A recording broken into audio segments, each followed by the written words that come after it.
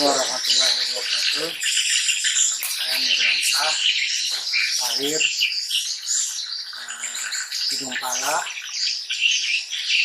tanggal 13 bulan 12 1980.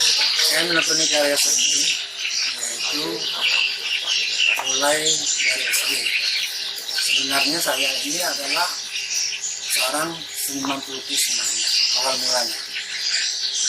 mulanya saya pelukis mulai dari SD, sehingga sekarang saya berkembang dari seni-seni yang lainnya. Dari seni ukir yang saya tekuni sekarang itu berkisaran sekitar baru 2 tahun. Saya juga pernah mengikuti berbagai seperti seni kaligrafi kontemporer, yaitu pada MTQ Provinsi 2014 di Kutai Timur, di Senata. Jadi awal mulanya itulah proses, sehingga berkembang.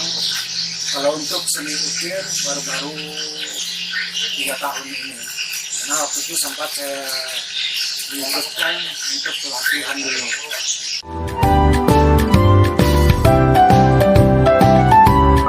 Selain saya seniman, saya adalah operator di salah satu sekolah SMP terpadu unggulan 2 Taman Tidung.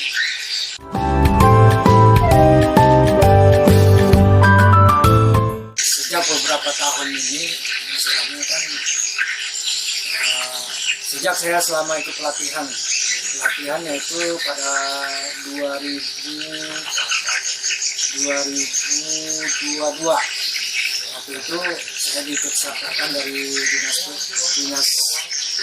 Disperindak. Waktu itu mengikuti pelatihan ukir. Nah, narasumbernya didatangkan dari Jepara. Ada beberapa yang ikut waktu itu. Nah, cuma sampai saat ini yang bertahan dalam seni ukir ini cuma saya aja. Nah, dan itu pun dibantu sama teman-teman.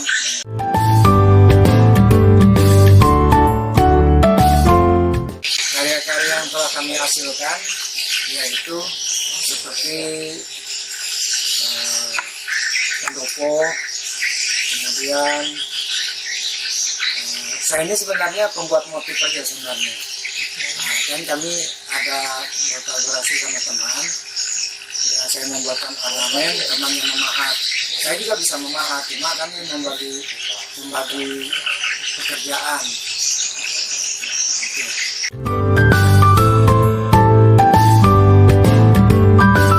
Makna seni ukir yang saya tekuni sekarang, terutama seni ini adalah jiwa. Jadi kita menjiwai suatu seni itu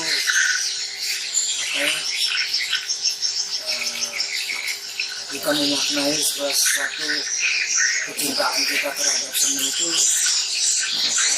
ada rasa kepuasan tersendiri pada diri kita, terutama ya kecintaan kita. Nah, yang kami kembangkan dalam seni ini terutama dalam seni ukiran tidung. Di sini kan selama ini ukiran tidung ini yang selama ini kita lihat ornamen, dia merupakan sablon. Jadi sablon aja motif-motif yang dibikin jamet.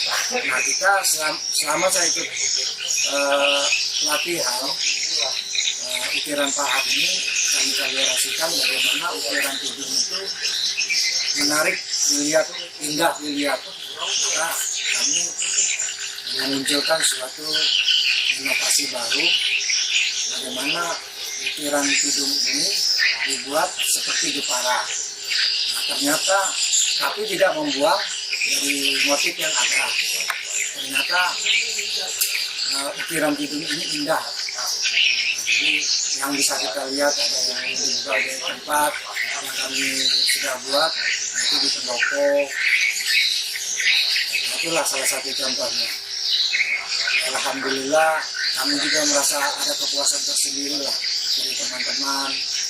Nah, mudah-mudahan ini bisa jadi perhatian dan bisa menjadi daya tarik dari luar, bukan cuma di lokalan aja, bahkan skala nasional bisa dilihat dan bisa menjadikan daya tarik wisata.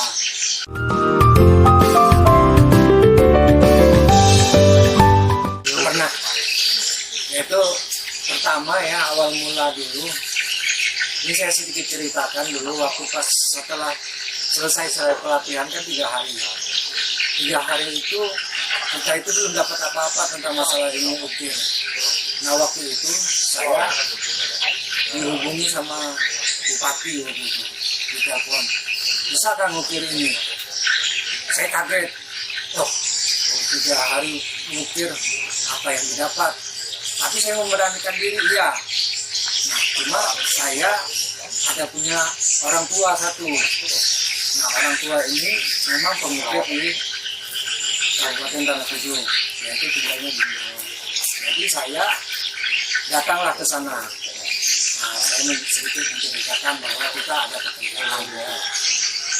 Jadi beliau bersedia untuk membantu ya. Jadi itulah awal mulanya. Dan itu tidak kita lupakan juga. Kita sebagai orang tua kita kan. Nah sehingga sampai sekarang berkembanglah seni ukir ini sampai sekarang.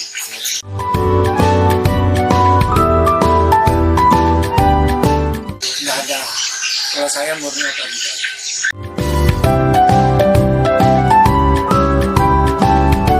Landasan-dasarnya pertama kan dalam seni ukir ini yang menjadi landasannya itu selain seni ini kita kembangkan di samping itu bisa juga menghasilkan duit. Istilahnya dalam segi ekonomi bagus lah, apalagi kan jarang seni ukir ini sangat jarang istilahnya, dan ini yang perlu kita perkenalkan di dalam lainnya.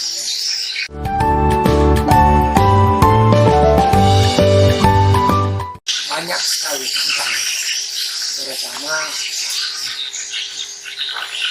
tantangan seni ukirnya adalah pokoknya tantangan, cuma kita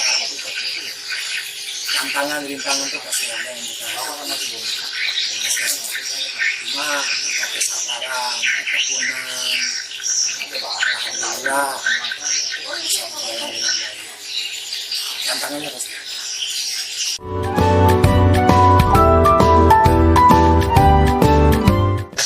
Kalau proses menginspirasi untuk proses dari sebuah karya itu menimbulkan suatu hayalan. Biasa kalau malam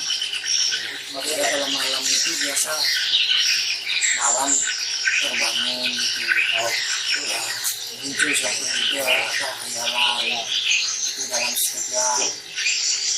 Itulah yang menjadi menginspirasi. Biasanya inspirasi itu muncul apa yang kita mau buat pada saat itu muncul, tapi membutuhkan suatu pikiran yang tenang.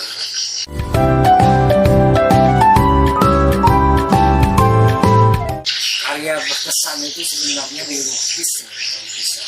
Saya ada berbagai macam mural yang saya buat.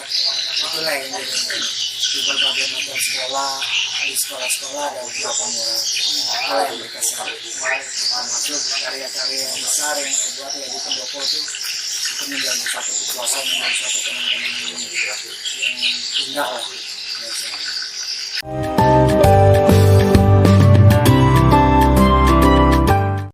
Kalau kita menangani suatu kritik dari karya, itulah suatu kritik membangun dan membuatkan suatu motivasi yang baru buat kita. Pertama, dalam kekurangan, ada kesalahan-kesalahan yang kita buat, bisa istilahnya menjadi motivasi yang baik. Kritikan itu setelah kritikan membangun, kami dapat menerima dengan baik.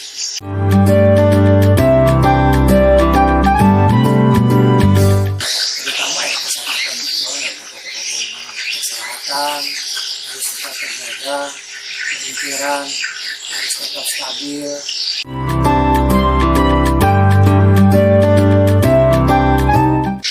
Karya seni ini nggak bisa, pengawasannya nggak bisa kita tentukan.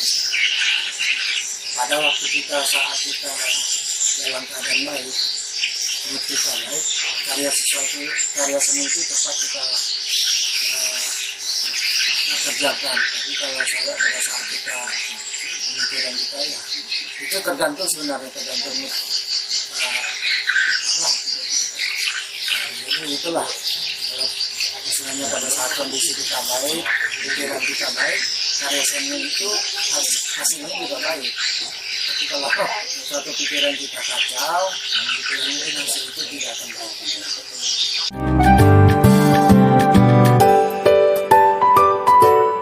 Pembuatan satu karya seni itu kan mulanya kita harus cari inspirasi dulu. Inspirasi itu ada secara cepat kita mendapatkan satu karya seni. Momennya itu apa ya? Kadang juga tergantung pemikiran sebenarnya. Daya khayal gimana ya kondisinya dalam keadaan ya, maka hasilnya pun kita nggak bisa kita meluangkan inspirasi kita untuk menjadikan suatu karya seni.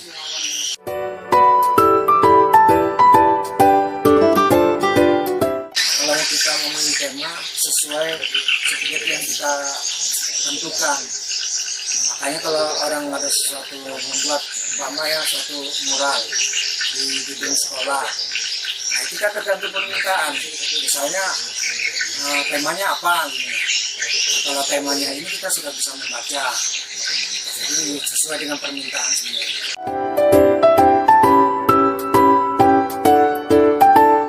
Kalau untuk seni lukis ya terutama bahan yang kita butuhkan kayu.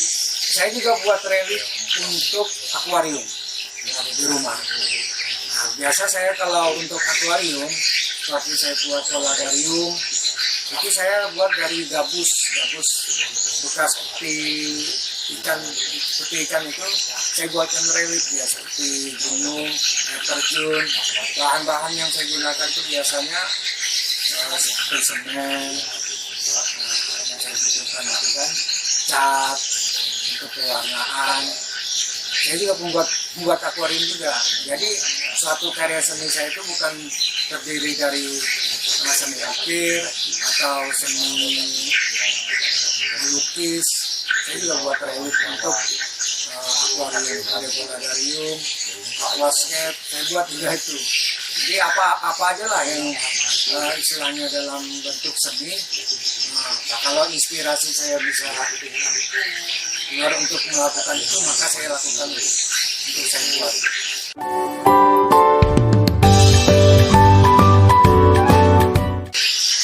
Suatu yang kita buat dalam seni ini ada satu pesan yang tersirat dalam satu karya seni. Pertama, saya pernah membuat motif model di mangrove, namanya tangkap lado. Ada saya punya motif ini sudah dipasang di pendopo di Jawa Timur. Ini karya saya. Kenapa saya membuat suatu makna daripada tangkap lado? Terutama saya istilahnya mempromosikan suatu mangrove yang ada di desa di Jawa Timur. Mangrove-nya itu mangrove bukan air tawar. Yaitu lado itu perengat, buah perengat itu. Buah perengat ini istilahnya di daerah Gunung Pala Timur ini banyak sekali mangrove-nya. Terutama yang saya menyampaikan pesan saya adalah untuk menjaga hutan mangrove ini, dipromosikan, istilahnya dilindungi. Jadi ada suatu pesan yang saya sampaikan di situ. Jadi setiap motif yang saya buat ada pesan yang istilahnya yang bisa dimaknai. Kenapa dia seperti ini? Seperti ada juga saya buat motif itu Bengkulu Betadung. Nah, Bengkulu Betadung ini apa ya? Burung beranas bilang orang di sini itu kayak sejenis enggang, sama dia agak kecil. Nah ini kan burung ini kan hampir punah juga. Nah, saya bikin itu supaya habitatnya bisa terjaga. Nah, ini burung ini hampir punah. Dan saya buat itu ada satu pesan, hewan ini harus dilindungi.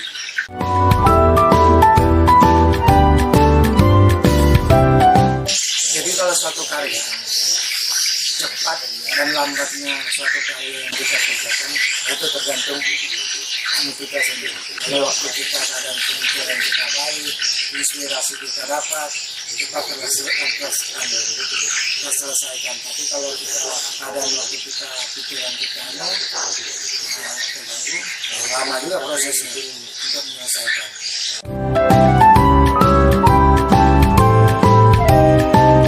Kalau dikatakan bakat apa? Ya, itu sebenarnya ketepunannya di sini. Kalau bakat mau dikatakan bakat ada, tapi nggak tekun ya sama aja kan. Karena itu sebenarnya ketepunan. Saya sebenarnya itu tertuang dalam seni melukis sebenarnya.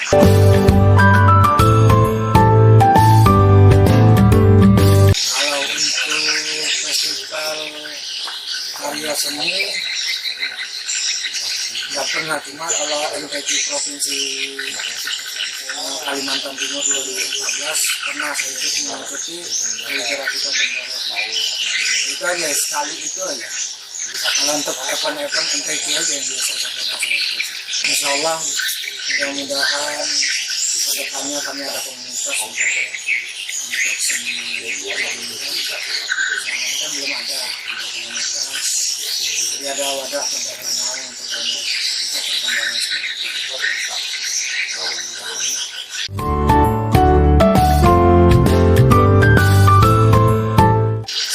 Saya rasa belum. Masih banyak yang perlu dipelajari.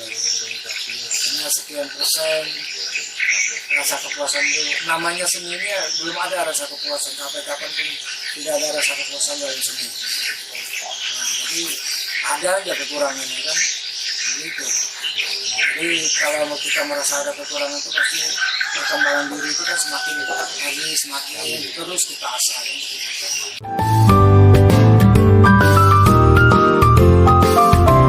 Saran saya, kalau seni itu kalau kita nikmati, alhamdulillah maka karyanya bagus. Tapi kalau kita dia menikmati seni,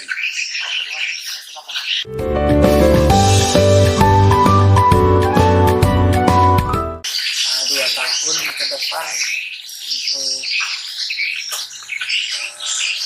karya seni ini, bagaimana dalam 2 tahun ke depan apa yang kami kerjakan sama tim, sama teman-teman, mudah-mudahan bisa berkembang, lebih berkembang lagi, bisa dikenal lah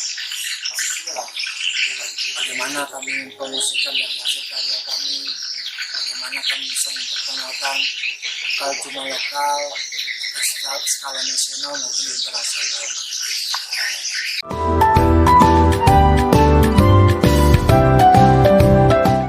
Pertama ya, kalau dalam motif pasti kita buatkan suatu hakika. Itu pertama yang harus kita pertahankan supaya apa yang kita karyakan tidak dicaplok oleh orang lain. Ada beberapa karya motif saya yang sudah saya buatkan hakika.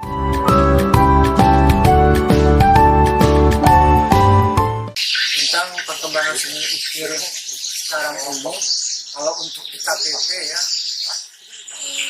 cukup lumayan lah. Ya cuma yang kami lihat cuma kami aja kan, dulu waktu pas pelatihan itu sekitar ada berapa desa yang ikut, lumayan selama ini. Yang bertahan itu cuma kami aja.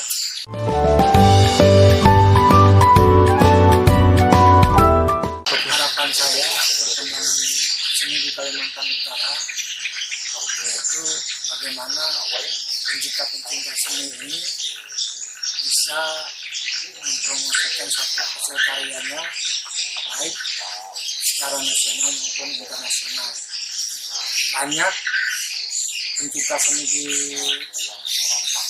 Kalimantan Utara ini tidak kalah saing juga sama yang lain.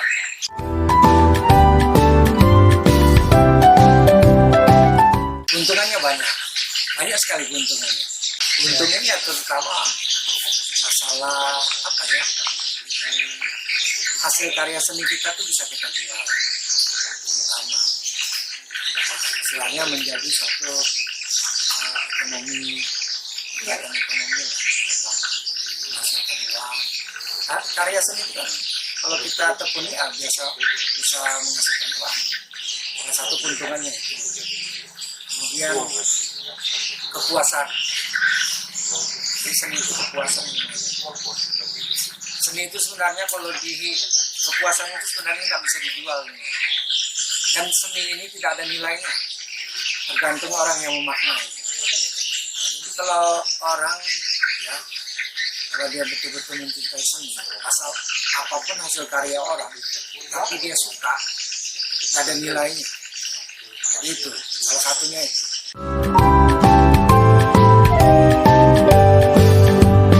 Untuk seni, kecintaan terhadap seni ini sulit lah, namanya untuk pensiun atau kalau jenuh itu pasti ada, jenuh dalam seni itu pasti ada.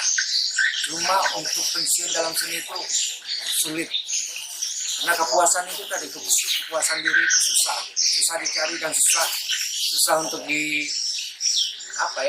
untuk dijual, untuk dibeli.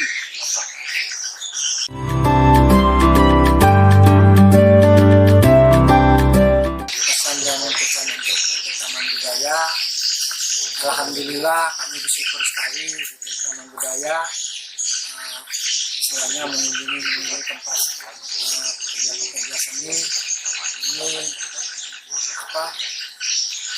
kami sangat-sangat berterima kasih sekali ya, terutama bagi pencipta seni, istilahnya ada suatu kepuasan dan penghargaan terhadap kami sebagai pencipta seni. Pertama itu istilahnya kami paling tidak sedikitnya bisa memperkenalkan apa sih karya kami yang bisa kami sampaikan kepada orang banyak, yang luas. Alhamdulillah sekali lagi kami ucapkan terima kasih Taman Budaya. Mudah-mudahan ini mudah-mudahan ini bisa kedepannya bisa membuat pekerja seni menjadi suatu semangat lagi lah untuk